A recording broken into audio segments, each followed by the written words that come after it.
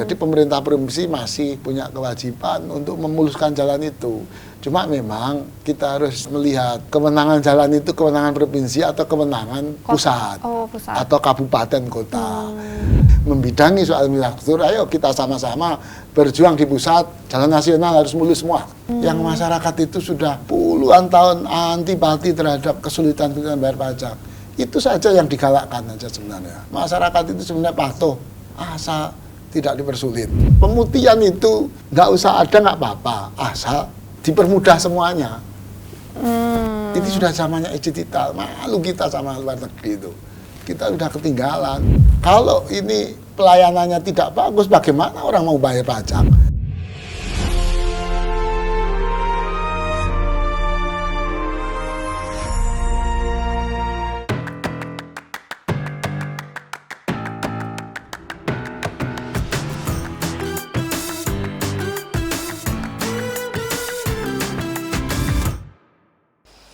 Pajak kendaraan bermotor atau PKB menjadi salah satu penopang terbesar pendapatan asli daerah Jawa Timur.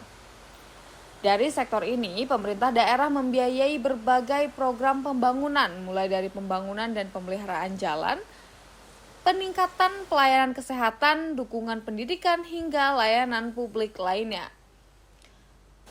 Dengan jumlah kendaraan bermotor yang mencapai puluhan juta unit, Jawa Timur memiliki potensi penerimaan pajak yang sangat besar. Namun, besarnya potensi tersebut belum sepenuhnya diiringi tingkat kepatuhan wajib pajak yang optimal. Masih banyak kendaraan yang menunggak pajak, baik karena faktor ekonomi maupun karena masyarakat menilai proses pembayarannya masih belum sepenuhnya praktis. Pemerintah daerah juga terus berupaya untuk meningkatkan kepatuhan melalui berbagai inovasi layanan seperti pembayaran secara digital, layanan samsat keliling, hingga program pemutihan pajak yang diberikan secara berkala. Jalannya sudah banyak yang bagus, cuma ada area-area tertentu yang masih perlu diperbaiki. Dari segi jalannya juga bagus, tertata, rapi, itu sudah. Cuman saya juga sendiri juga tahu yang di perdesaan ya, kadang desa kan banyak yang demo jalannya yang rusak, itu nggak tahu apalah di anggarannya gimana kita nggak tahu. Cuman kalau di pusat kota ini sudah semua bagus sih. Kalau untuk aku sendiri ya Kak, mungkin keseharianku adalah di Surabaya sama Lamongan ya. Kalau di Surabaya sendiri, menurut aku di Surabaya Pusat udah cenderung bagus lah Kak. Tapi untuk di Surabaya Barat mungkin ada beberapa jalannya yang masih agak kurang nih kayak gitu. Tapi kan ya kembali lagi mungkin nanti ada wewenang masing-masing dan lain sebagainya di APBN dan lain sebagainya kan dibagi-bagi seperti itu. Kalau di Lamongan sendiri biasanya alhamdulillahnya kalau di desa-desa sekarang tuh udah mulai tertata lah, udah mulai baik. Tapi terkadang tuh mungkin tanah di Lamongan cenderung tanah yang tidak stabil, sehingga ada jalan yang udah diperbaiki, terus kemudian jalan lagi yang rusak lagi, kayak gitu sih Kak. Nah, kalau pelayanan di Samsat Kak, gimana nih? Oke, kalau pelayanan di Samsat, kalau aku sendiri biasanya kan bayar pajak, alhamdulillahnya baik sih Kak, terkait di daerah Lamongan sendiri, pelayanannya baik dan lain sebagainya, seperti itu. Kalau di pelayanan publik di kota Surabaya ini cukup bagus, teratur, dan enak, nyaman gitu loh, sesuai. Jadi kalau kita contoh nih di Samsat ataupun di puskesmas apapun itu enak. Kalau jam segini kita daftar, jam segini harus datang segini sesuai yang dia pelayanannya sesuai, sudah bagus gitu. Harapannya untuk pelayanannya dipermudah dan untuk kuotanya diperbanyak dan jamnya untuk pelayanan diperpanjang karena kan masyarakat di Indonesia ini kan banyak. Pada akhirnya, pajak kendaraan bermotor bukan hanya menjadi kewajiban setiap pemilik kendaraan. Lebih dari itu, pajak merupakan bentuk partisipasi masyarakat dalam mendukung pembangunan daerah. Di sisi lain, peningkatan kualitas layanan, kemudahan pembayaran, serta transparansi dalam pengelolaan dana pajak menjadi upaya yang perlu terus ditingkatkan. Dengan sinergi antara masyarakat dan pemerintah, penerimaan pajak diharapkan dapat memberikan manfaat yang semakin nyata bagi pembangunan dan kesejahteraan masyarakat Provinsi Jawa Timur. Dari Surabaya, Jawa Timur, Tim Liputan Metro TV. ke Bromo menikmati mentari. Jangan lupa singgah ke perkebunan. Selamat datang di podcast Suara Jatim. Pada hari ini mengupas terkait dengan pajak kendaraan bermotor untuk pembangunan. Pemirsa, pajak kendaraan bermotor atau PKB ini merupakan salah satu penyumbang terbesar dari pendapatan asli daerah atau PAD Provinsi Jawa Timur. Penerimaan dari sektor ini tentunya juga berperan penting dalam membiayai pembangunan daerah, mulai dari infrastruktur, layanan kesehatan, layanan pendidikan, dan juga pelayanan publik lainnya. Nah, meski demikian, sayangnya hingga saat ini banyak sekali masyarakat yang merasa bahwa pembayaran pajak kendaraan bermotor ini hanya sekedar kewajiban administrasi saja.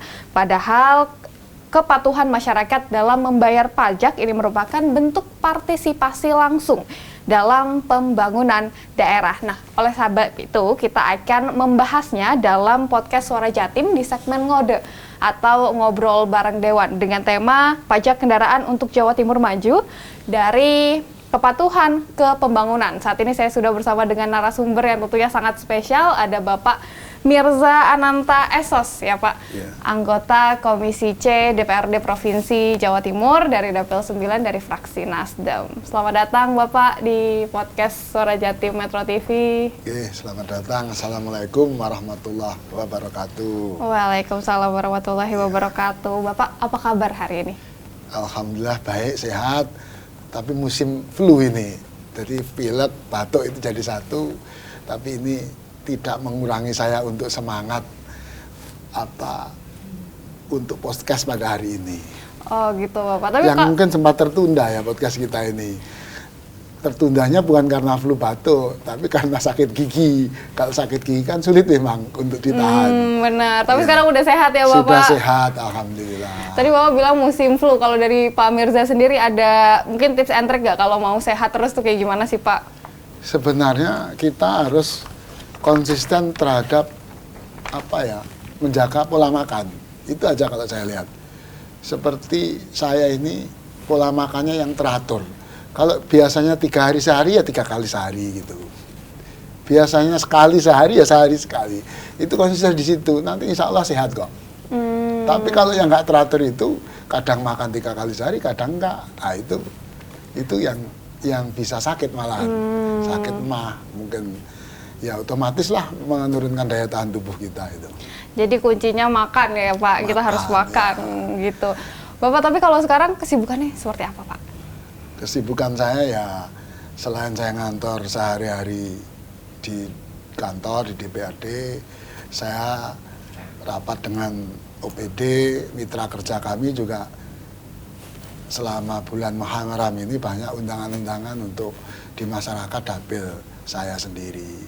Itu momentum saya untuk bisa bertemu silaturahmi dengan masyarakat karena memang itu harapan dari saya maupun dari masyarakat itu sendiri. Itu Bapak kan sebagai anggota legislatif tentunya sering ke dapil juga Pak. Tapi kalau di dapil itu masyarakat biasanya banyak yang menyalurkan aspirasi-aspirasi gitu nggak sih Pak? Iya, banyak sekali. Apa aja. Masyarakat itu kan taunya anggota dewan itu pasti bisa segalanya. Iya, betul. Padahal kita tahu kewenangan anggota DPRD provinsi itu sangat terbatas. Tidak bisa kita serta-merta permintaan masyarakat langsung kita turuti. Harus melalui proses di DPRD. Dan proses itu tidak mudah karena memang kewenangan kita juga sangat terbatas kan gitu. Nah, terus biasanya kalau aspirasi-aspirasi ini tindak lanjutnya seperti apa Pak dari Pak Mirza? Tindak lanjutnya ya kita perjuangkan di rapat-rapat dengan OPD, rapat-rapat di rapat paripurna tentunya lewat tanggapan fraksi, pandangan fraksi dan sebagainya. Ya namanya berjuang itu kan kadang berhasil, kadang tidak. Dan kita tentunya kalau misalkan nggak berhasil, ya kita sampaikan kepada masyarakat bahwa ini kita nggak berhasil. Dan saya termasuk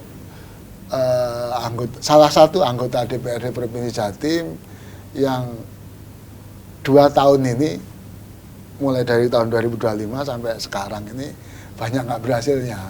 Saya ngomong terus terang ya.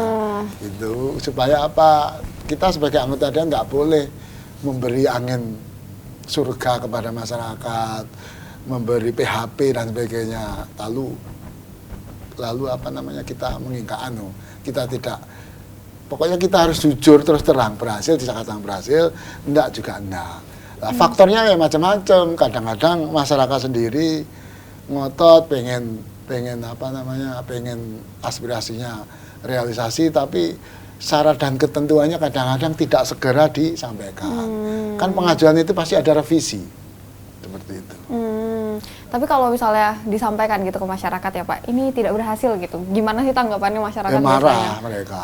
Tapi Ya, terus kita menyikapinya gimana Pak? Menyikapinya ya harus tetap sabar kita, nggak boleh marah. Namanya anggota dewan ya harus banyak sabarnya. Harus banyak sabar. Iya, tapi kita insya Allah bisa kok menjelaskan dan mereka akhirnya mengerti.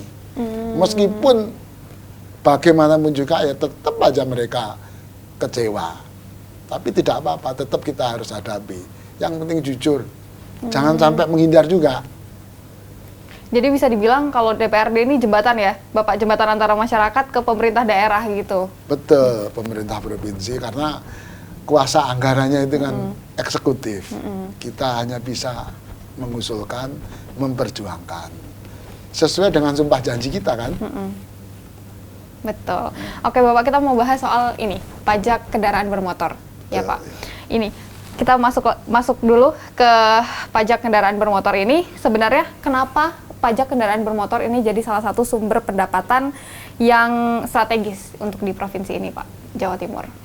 Ya karena Jawa Timur ini merupakan kota industri, kota jasa, kota perdagangan.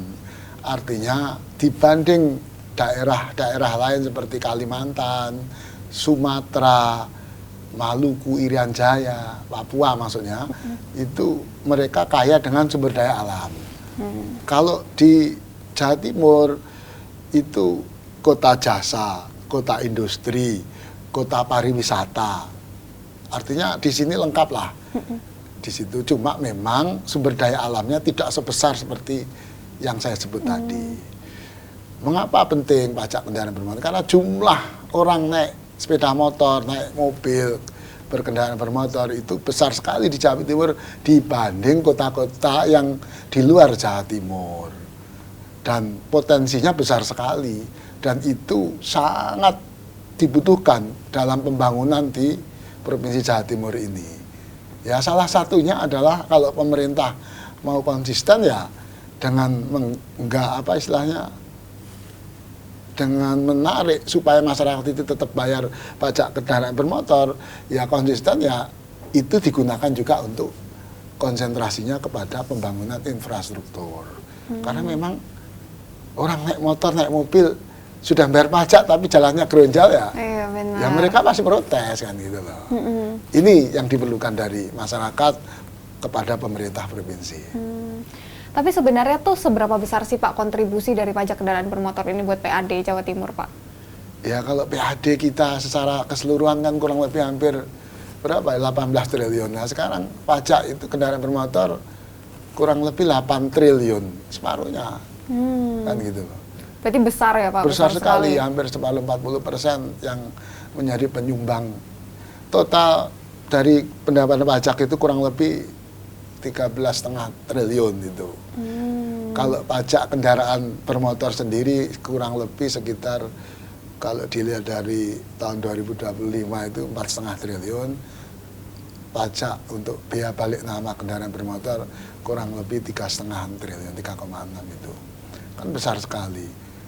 Tapi dalam saya lihat pengembalian pajak kendaraan bermotor kepada untuk membangun infrastruktur ya tidak sebesar itu. Kalau besar gitu mulus semua jalan. Jadi pemerintah provinsi masih punya kewajiban untuk memuluskan jalan itu. Cuma memang kita harus melihat kewenangan jalan itu kewenangan provinsi atau kewenangan mana itu pusat, pusat atau kabupaten kota. Karena kabupaten kota ini seperti contoh di Ponorogo itu banyak sekali yang rusak. Harusnya pemerintah kabupaten juga konsentrasinya ke sana. Pemerintah provinsi juga konsentrasinya ke sana. Meskipun ada kewenangan pusat di jalan nasional itu, paling tidak provinsi, dalam hal ini gubernur, eksekutif beserta jajarannya harus berjuang di pusat, di Kementerian Pekerjaan Umum bahwa ini jalanmu rusak, tolong diperbaiki. Karena Jawa Timur ini sebagian besar adalah kota jasa, kota pariwisata, itu yang mana kalau jalannya mulus orang wisatawan itu senang sekali. Saya melihat di Jogja, meskipun PAD-nya kalah dengan Jawa Timur, tapi jualannya mulus-mulus di sana. Betul, Bapak. Jawa Timur itu loh, masih goyang-goyang gitu. Saya pernah jalan darat, misalnya apakah itu masuk dalam provinsi atau nasional, tapi banyak sekali yang jalan bergelombang. Coba kita mulai dari mana itu Surabaya, Krian, Mojokerto, Jombang, Nganjuk, Madiun. Itu jalannya juga banyak yang bergelombang. Terus dari Kertosono terus ke selatan itu ke Kediri sampai ke Trenggalek itu jalannya banyak juga bergelombang. Meskipun mulus loh ya, tapi bergelombang, terus ada lubang, itu tidak karena itu membahayakan kalau malam terutama ya. Betul. Belum lagi yang ke arah ke timur, ke arah Pasuruan, Probolinggo itu wah wes jalannya juga. Saya pernah soalnya nggak lewat tol, saya coba memang untuk melihat secara langsung bahwa kondisi jalan di Jawa Timur itu seperti apa. Jangan sampai ada jalan tol, terus jalan-jalan provinsi, jalan-jalan nasional yang ada di wilayah Jawa Timur diabaikan. Karena tidak semua orang melewati jalan tol. Saya yakin lebih banyak orang yang jalan bukan tol daripada jalan tol. Karena kita tahu jalan tol itu kan mahal sekali. Sebab kalau kita ini mobilitasnya tinggi sekali, seperti saya itu hampir setiap minggu itu berapa kali ke Madiun itu. Sekali ke sana bayarnya 170 atau 180 ribu sekali ya, Surabaya Madiun itu.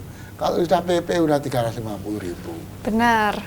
Nah itu lumayan juga gitu loh, biaya operasional kita kalau ke sana. Kalau orang misalnya sekali-kali gitu sih nggak jadi soal, kalau sudah berkali-kali sering gitu ya lumayan juga. Terasa ya, Pak. Ya. Tapi ini berarti Bapak, maksudnya sebagai anggota Dewan juga melihat ya kalau misalnya infrastruktur jalannya tuh masih banyak yang rusak di Jawa Timur masih gitu banyak, ya, Pak? belum lagi yang ke arah Lamongan itu. Lamongan tapi sudah agak karena udah dicor ya. Coba kalau Jawa Timur itu dicor semua. Entah itu jalan nasional maupun jalan provinsi dicor, udah mulus semua itu, masyarakat seneng. Jadi masyarakat itu tidak melihat ini jalan nasional, ini jalan provinsi, Betul. ini taunya jalan di Jawa Timur. Jadi untuk gubernur beserta jajarannya, masyarakat tidak akan melihat itu jalan nasional atau provinsi. Kita capek menjelaskan seperti itu. Yang paling penting adalah perjuangan kita DPRD bersama gubernur dan seluruh jajarannya. Kita berjuang bahwa jalan nasional maupun jalan kabupaten maupun jalan provinsi itu sendiri harus mulus.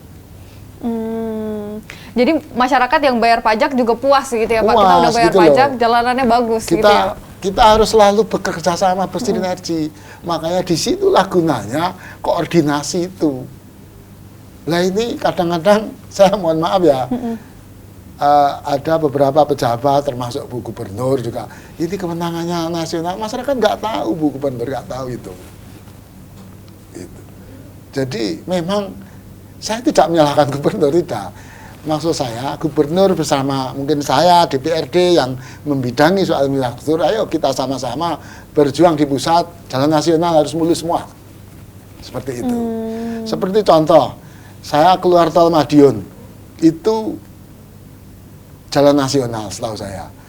Jalannya dulu memang mulus, tapi sekarang udah bergelombang. Kurang enak kalau dinaiki.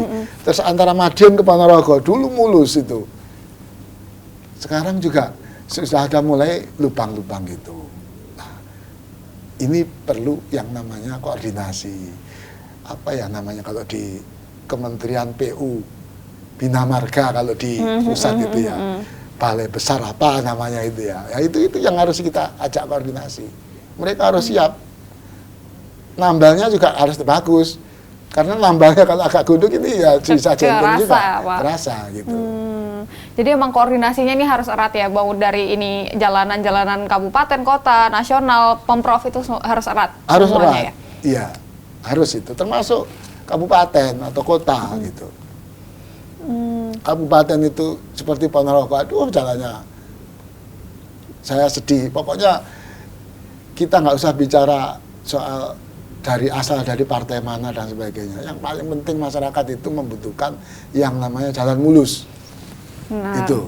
jadi puas bayar pajak ya? Puas Maksudnya bayar pajak mereka.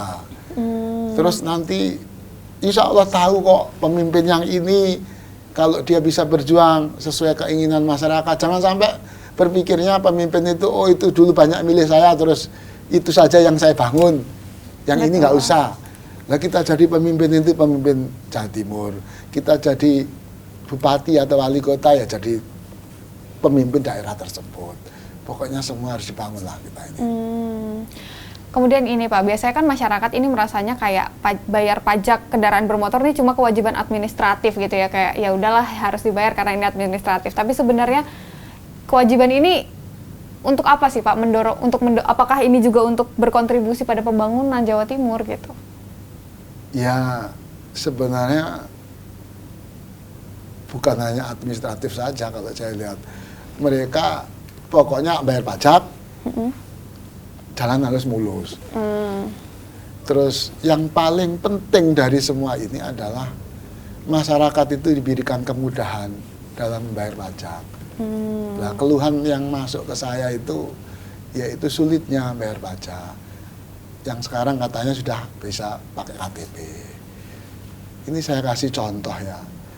Saya ini pernah, ini saya sendiri yang mengalami. Betul. Kalau laporan udah banyak, misalkan orang bayar pajak 5 tahunan, kadang-kadang cek fisik gitu, yang seharusnya tidak dipungut biaya dipungut besar sekali. Kalaupun ada biayanya sedikit ya, dan kalaupun misalnya kita mau gratisan atau apa, itu sulit, sulit. Bapak ada KTP, KTP-nya pemilik yang di motor tersebut atau mobil tersebut. Tidak ada. Kalau nggak ada, Bapak harus pakai surat kuasa. Oh, iya, Coba Bapak, coba Mbak urus lewat biro jasa, selesai. Benar, tapi biayanya lebih mahal. Mahal gitu loh. Kadang-kadang itu. Jadi ini yang perlu diperbaiki di internal pemerintah provinsi, dalam hal ini Samsat ya gitu. Saya keluhan-keluhan itu, makanya ini saya sampaikan setiap saya diundang podcast di berbagai kesempatan atau mungkin ketemu masyarakat atau pas rapat dengan pihak Samsat, saya selalu menyampaikan pokoknya Pak, yang penting uang bayar, uang harus bayar pajak kok dipersulit gitu loh. Kalau perlu kita ini bayar pajak, nggak perlu ketemu antara si pembayar pajak dengan petugasnya, nggak perlu ketemu. Cukup ini sebenarnya sudah dilakukan terobosannya. Bisa lewat Tokopedia, bisa lewat Indomaret, Alfamart, mungkin bisa lewat BUMDes yang rumahnya di pegunungan desa itu. Kan mereka kalau harus bayar pajak turun ke mana, ke kota itu kan butuh waktu jauh kan gitu. Jadi pelayanan pembayaran pajaknya ini perlu gitu. Juga di Meskipun saya melihat target dari tahun 2025 itu tercapai, bahkan melebihi sampai melebihi 5% lah waktu itu di tahun 2025 untuk target. Cuma saya melihat tetap bahwa target itu bisa lebih tinggi dari yang realisasi itu. Targetnya harus besar lagi, masih bisa karena banyak orang yang motornya atau mobilnya yang mati puluhan tahun, mereka harus bayar, kan gitu. Karena rumit, misalkan yang pajak 5 tahunan itu terutama. Kalau pajak tahunan sekarang enak lah sudah, karena cukup bayar di mana Indomaret. Tapi kadang-kadang juga kalau untuk khusus yang nggak pakai KTP ya, yang tahun ini. Tahun depan harus balik nama. Meskipun balik nama itu gratis, nanti kan harus cek fisik dan sebagainya. Itu rumit lagi. Iya, betul. Yang paling penting ada kemauan untuk melayani dengan baik, dengan mempermudah. Itu aja dari pihak petugasnya. Tapi Bapak kan tadi menyampaikan ya, tadi udah dalam rapat juga udah menyampaikan ke Samsat, ke pemerintah provinsi gitu. Tapi tanggapan dari mereka ini seperti apa Pak soal pelayanan pajak ini? Sampai hari ini ya kita akan tingkatkan terus Pak pelayanan ini. Bagi mereka yang namanya orang banyak, kadang-kadang ya maksudnya orang banyak itu petugas ya. Tugasnya banyak, kadang-kadang mereka mempunyai penafsiran sendiri-sendiri. Cuma maksud saya, kalau saya sih itu mudah kok. Mereka yang apa namanya, yang mempersulit sudah diganti gitu aja. Terus ngerekrut lagi, dan pada saat perekrutan petugas lagi, ditanya lagi, kalau sampai kamu mempersulit sekali saja, ya ganti aja, pecat gitu. Jadi perlu tegas juga ya Perlu Pak buat tegas. petugas-petugasnya gitu ya? Mengingat begini ya, kita ini Jawa Timur ini butuh uang. Butuh uang itu kalau kita menarik dari sektor-sektor yang menurut saya tidak masuk akal, menaikkan ini itu mengada-ngada itu sulit. Ini yang sudah nyata-nyata. Orang yang punya kendaraan bermotor, orang yang punya mobil, punya motor itu jelas-jelas mereka memang harus bayar pajak kan gitu. Kenapa seperti itu? Kita harus pandai-pandai dalam hal menarik atau meningkatkan pendapatan asli daerah Jawa Timur supaya karena transfer keuangan daerah dari pusat ke daerah itu berkurang. Jawa Timur sendiri aja kurang lebih hampir 2,7 triliun dikurangi, sehingga ya akibatnya apa, banyak program-program pembangunan, program kegiatan pemerintahan yang menyangkut tujuannya untuk kesejahteraan masyarakat itu jadinya ya tidak bisa tercapai target kita. Seperti itu. Jadi itu juga jadi dampak kalau misalnya masyarakat, maksudnya kepatuhan masyarakat bayar pajak tuh menurun tuh juga jadi berdampak pada pendapatan daerah gitu ya Pak? Oh, berdampak sekali. Makanya ada beberapa kali yang dilakukan oleh pemerintah provinsi dengan gebrakan pemutihan. Terus ada juga yang dikhususkan untuk apa waktu itu diskon pajak untuk ojek online dan sebagainya itu. Nah ini Pak, uang pajak kendaraan bermotor, biasanya kan orang-orang pasti nanya ya, ini alokasinya tuh sebenarnya kemana sih Pak dari pajak kendaraan bermotor dari masyarakat, ini dialokasikan kemana sih biasanya? Yang seharusnya untuk infrastruktur, itu memang harus itu ke situ. Cuma kan karena kita ini pendapatan terbesar juga salah satunya kendaraan bermotor, maka ya namanya pembangunannya banyak loh di Jawa Timur itu. 38 kabupaten kota itu ya dibagi-bagi, mulai jalan, mulai kesehatan, mulai pendidikan, mulai pertanian, mulai kehutanan, semuanya itu butuh duit semua itu. Dari situ juga ya Pak? Ketenaga kerjaan semuanya, melalui pelatihan-pelatihan, melalui kesenian dan sebagainya. Itu butuh duit juga semuanya. Yang semua dulu bisa dipenuhi. Dulu itu aja masih kurang ya. Meskipun bisa dipenuhi, tapi apalagi sekarang. Sekarang Jawa Timur pendapatannya berkurang. Pendapatan dalam arti pendapatan transfer, pendapatan dari lain-lain. Itu berkurang semua. Termasuk pendapatan kendaraan bermotor. Biaya balik nama.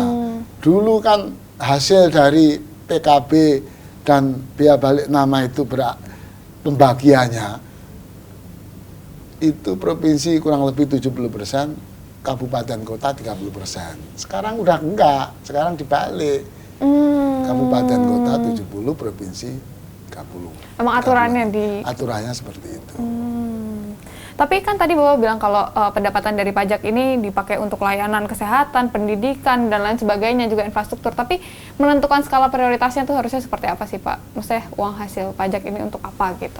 Ya itu sesuai dengan visi dan misi Pak Gubernur dan Ibu Gubernur dan Wakil Gubernur pada saat itu. Skala prioritasnya apa?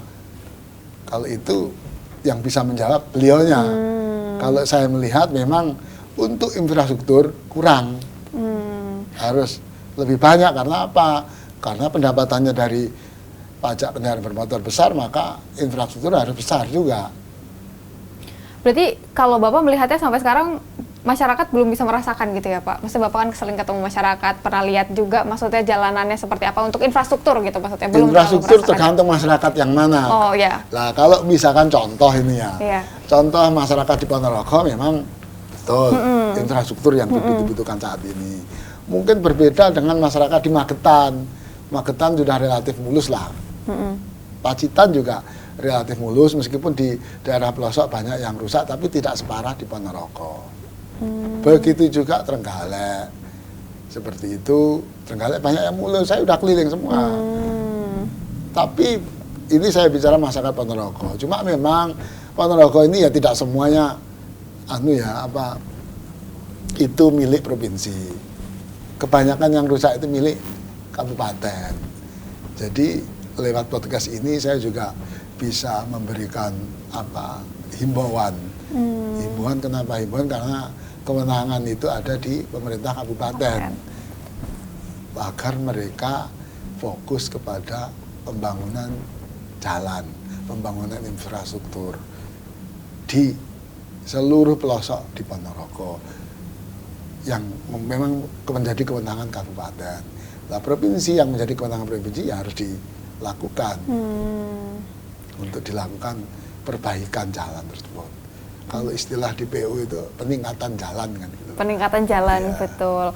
Tapi Bapak juga kan dari Ponorogo sering ketemu sama masyarakat juga di dapil itu banyak dikeluhkan juga ya Pak berarti? Iya, banyak dikeluhkan dan mereka mana mau tahu ini urusan provinsi, ini urusan kabupaten. Mana mau tahu mereka. Mereka tahunya pokoknya yang penting mulus Pak. Itulah. Terus Bapak menjawabnya seperti apa Pak? Biasanya kalau, Pak ini jalannya, ternyata ini jalanan kabupaten kota gitu, gimana Pak? Saya jawab begini. Gimana Pak? Saya jawab begini.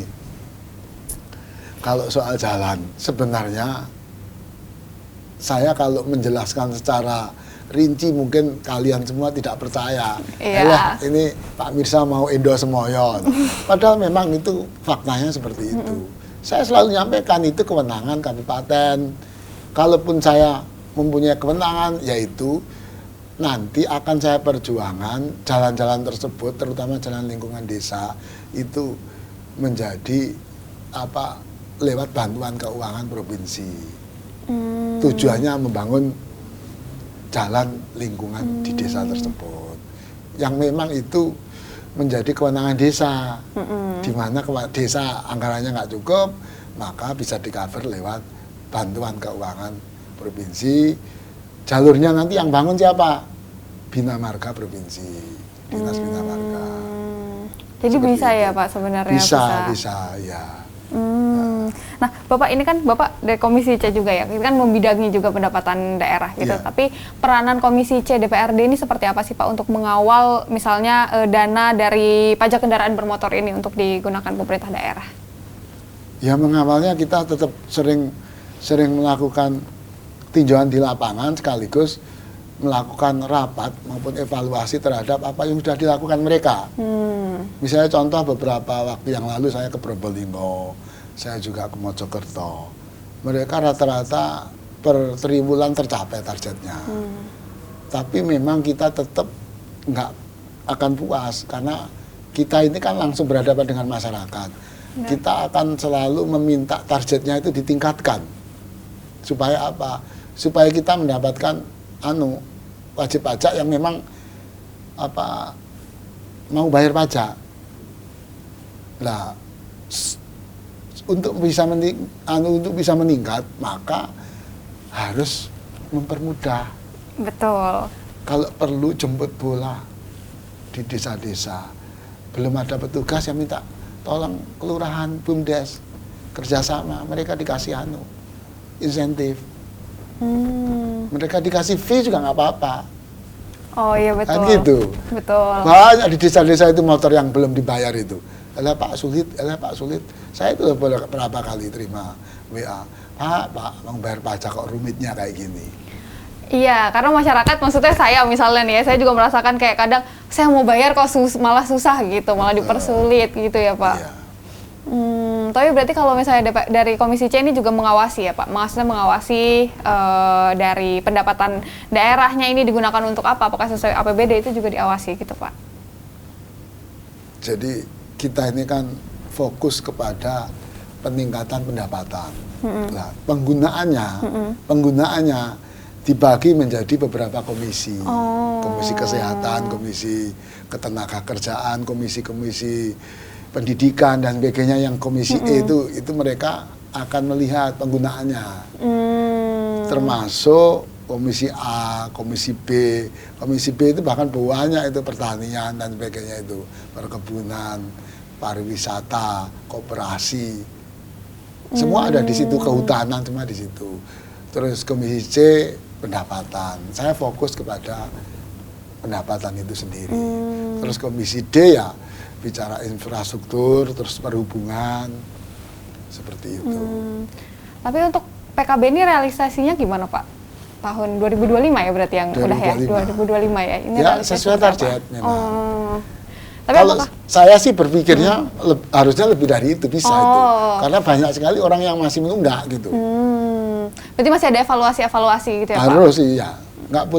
Kita nggak boleh berhenti sampai di situ. Jangan puas dulu. Jangan merasa puas bahwa ini sudah tercapai terus berhenti sampai segitu gitu. Karena kebutuhan masyarakat, kebutuhan untuk pembangunan itu besar sekali. Semakin Betul. tahun semakin naik. Betul. Iya kan? Betul Pak. Nah itu Bapak tadi kan sudah tercapai targetnya 2025. Kira-kira 2026 ini akan ada peningkatan target atau gimana?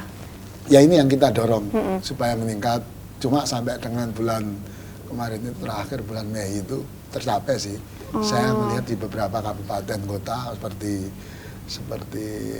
Probolinggo, Mojokerto, terus Kapanari, Situbondo, terus Lamongan itu saya datangi. Terus Madiun juga tercapai saya lihat. Berarti Bapak lihat langsung gitu ya Pak? Lihat ya. langsung. Karena saya saya pengen tahu dan mereka memberikan laporan. Sebelum saya ke sana, kita informasikan dulu ke mereka bahwa saya ke sana ingin tahu target dan realisasi sampai dengan bulan Mei. Tapi udah tercapai kalau sampai bulan Sudah Mei kemarin ya Pak, alhamdulillah.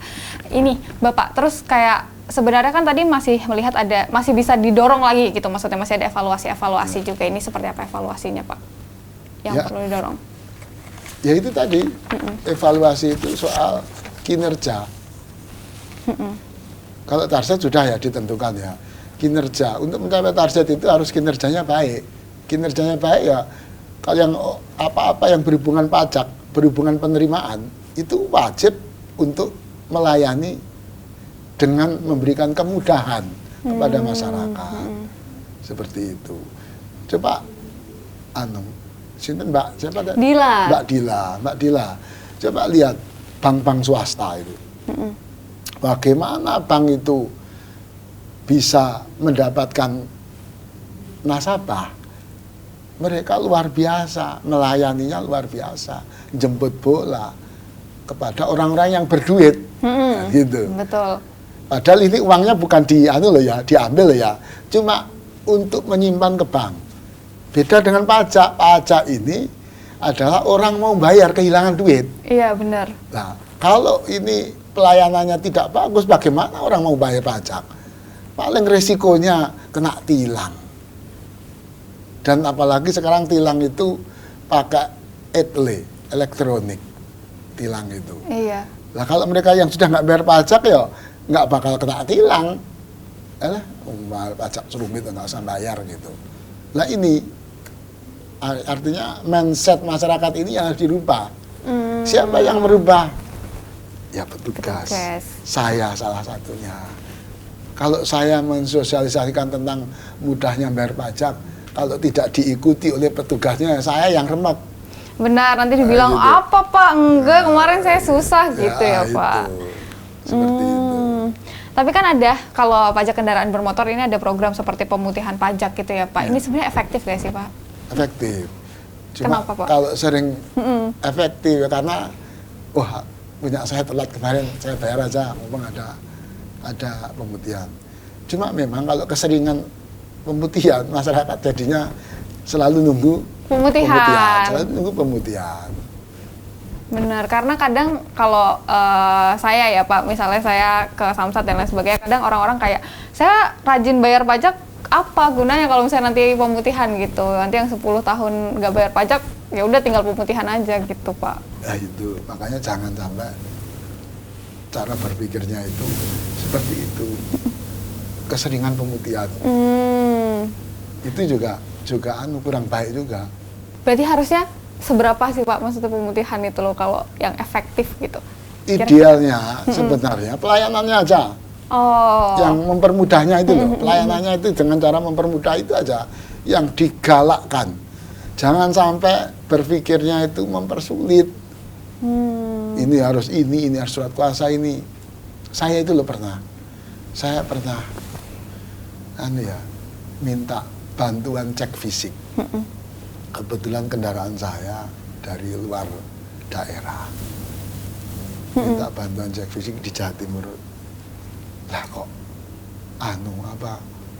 ditanya sama petugas cek fisiknya, motor sama STNK sama BPKB itu sudah saya bawakan. Lah kok ditanya, Pak, ini saya minta dokumen yang misalkan dari Semarang waktu itu, dokumen dari Semarang untuk bisa disertakan. Ya nggak bisa saya menyertakan dokumen itu. Nggak masuk akal kan, wong itu tersimpan di Samsat Semarang sana. Mbok ya telepon sini, telepon kepada Samsat di Semarang sana, kan gitu loh. Wong tinggal cek fisiknya jelas loh. Nah yang seperti itu loh, yang masyarakat itu sudah puluhan tahun antipati terhadap kesulitan bayar pajak. Itu saja yang digalakkan aja sebenarnya. Pemutihan itu hanya sebagai sarana sebentar aja kok. Masyarakat itu sebenarnya patuh, asal tidak dipersulit. Ini saya loh yang itu. Yang mengalami ya Pak? Yang mengalami. Jadi bukan kok hanya masyarakat, saya sendiri mengalami itu. Bahkan anggota dewan aja mengalami sulit. Saya gitu, memang Pak? nggak pernah bilang saya ini anggota dewan. Gitu. Saya ngurus seperti biasa, tapi ya dipersulit kayak gitu. Nah jadi berarti perlu inovasi berarti ya Pak? Berarti perlu inovasi untuk pelayanan itu pajak aja. Belum meningkat kalau sekarang. Belum ya? Belum kalau saya. Harus ditingkatkan lagi. Ada Tokopedia, ada Shopee, ada Indomaret, ada Alfamart online. Itu kan hanya untuk perpanjangan 1 tahun. Ya betul. Terus kita mau ngeprint juga diminta KTP juga. Benar. Meskipun sebenarnya ngeprint sendiri di rumah bisa. Ya yang 5 tahun yang cek fisik. Benar. Itu kalau alasan ini motor nanti bawaan hasil curian atau sudahlah, aman lah itu. Insya Allah kalau orang bawa BPKB dan STNK serta motornya aman itu sebenarnya. Nah itu Pak, berarti sebenarnya kan ini kan udah era digital gitu ya Pak. Tapi peluang untuk digitalisasi ini gimana sih Pak? Perlu nggak sih digitalisasi untuk pelayanan pajak? Jadi kita nggak usah datang gitu Pak. Jadi nggak ada menurut saya 5 tahunan cek fisik kalau saya boleh usul ya. Nggak usah ada itu. Orang mau bayar pajak Pak. Makanya tadi saya bilang pemutihan itu nggak usah ada nggak apa-apa, asal dipermudah semuanya. Ini sudah zamannya digital, malu kita sama luar negeri itu. Kita udah ketinggalan. Betul Pak. Berarti emang harus dibuka, maksudnya layanan digital ini perlu dimasifkan lagi buat layanan pajak gitu ya Pak? Betul, iya. Tapi kalau misalnya dari DPRD sendiri Pak, target dan juga harapannya untuk penerimaan dari pajak ini untuk beberapa tahun ke depan seperti apa Pak? Ya, selama peningkatan pelayanan yaitu mempermudah itu tidak dilakukan, maka targetnya ya kenaikannya yang kecil. Itu. Berarti yang perlu dievaluasi dulu gitu ya Pak? Itu ya. Ada pesan nggak Bapak mungkin kepada masyarakat Jawa Timur atau mungkin yang mau membayar pajak, apakah ada pesan ke masyarakat atau ke pemerintah daerah gitu Pak? Terakhir. Ya, pesan saya untuk pemerintah Provinsi Jawa Timur maupun pemerintah daerah, membayar pajak itu harus semudah ketika kita menarik uang di ATM. Betul. Itu kan dia kan? Iya betul Pak. Itu nggak ada ribet-ribetnya narik uang di ATM itu. Seperti itu. Berarti harus sangat dipermudah Sangat untuk masyarakat dipermudah, yang iya. mau bayar gitu ya Pak? Iya. Itu Ini juga berlaku pajak yang lain juga. Seperti itu. berarti itu juga bisa, maksudnya itu juga bisa meningkatkan kesadaran masyarakat dengan mempermudah Oh itu Pak, bisa. gimana? Akhirnya mindset masyarakat yang selama ini samsat sulit, ini sulit, sudah hilang itu.